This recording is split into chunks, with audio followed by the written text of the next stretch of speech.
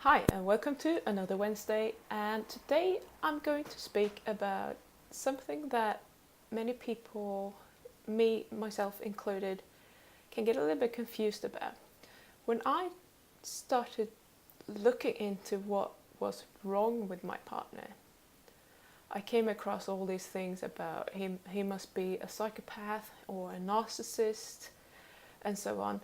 And often, especially narcissism and PDA, can look the same, especially when your partner is having a meltdown. So I want to explore this a little bit, talk about what the differences are and how you can think about it.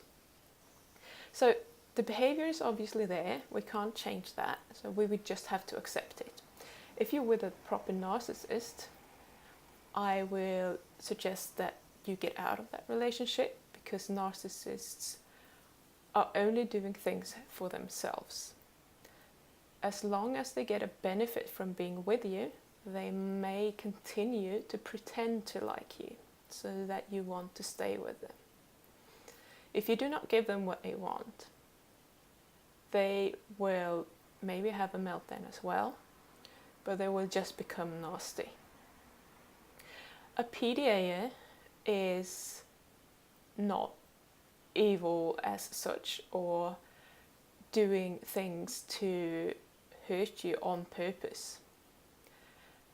When they are in a meltdown, it is because their anxiety levels are rising so much, and it's a defense mechanism.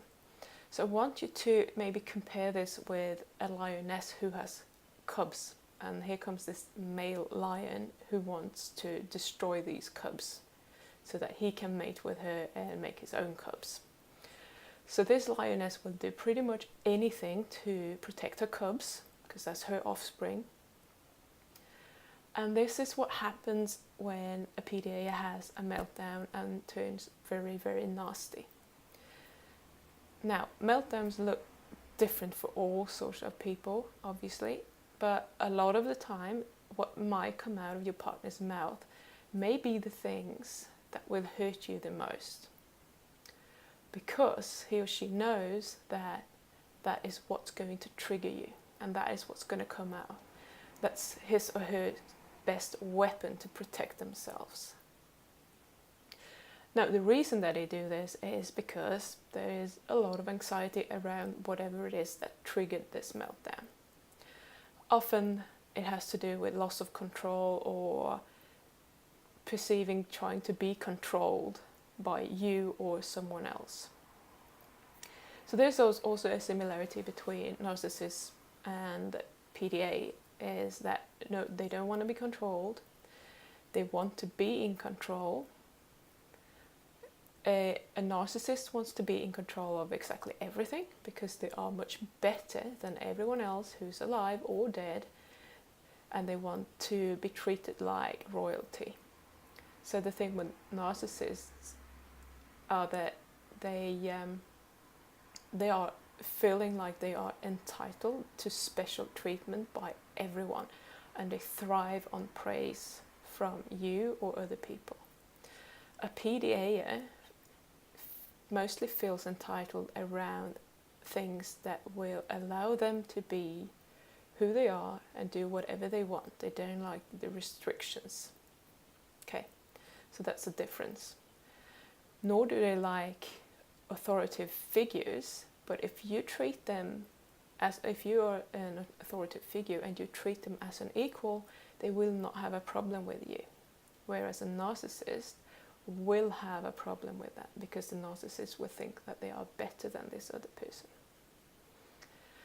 So what I want to say is that when your partner is having a meltdown and all this nasty stuff is coming out of their mouth, now I'm talking about something that can be perceived as verbal abuse. I'm not talking about physical abuse, because that's never ever okay.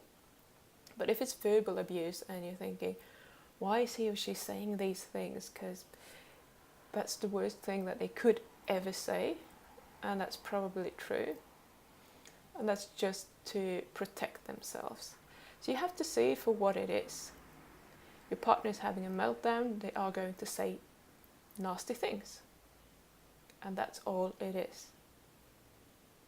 If you can think about it that way, that your partner is having a really rough time right now, they're going to say a lot of nasty things to me, especially if I was the one who triggered the meltdown, or if I made it worse, I'm going to get it back.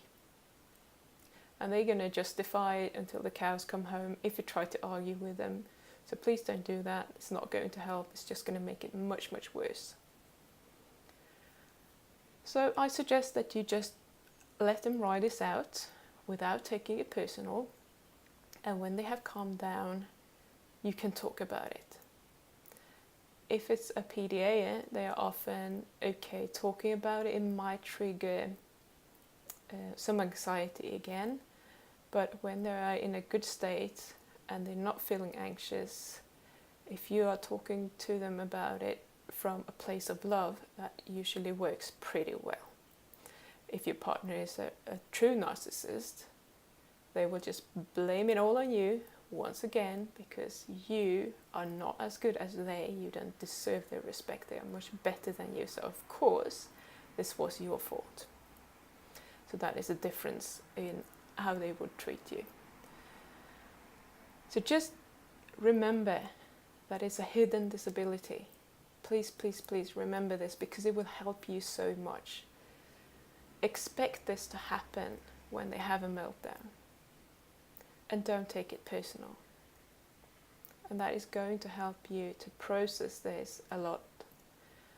Because when you take things personal, you're going to feel a total different way. You might feel as if they're trying to oppress you or do nasty things to you just to control you.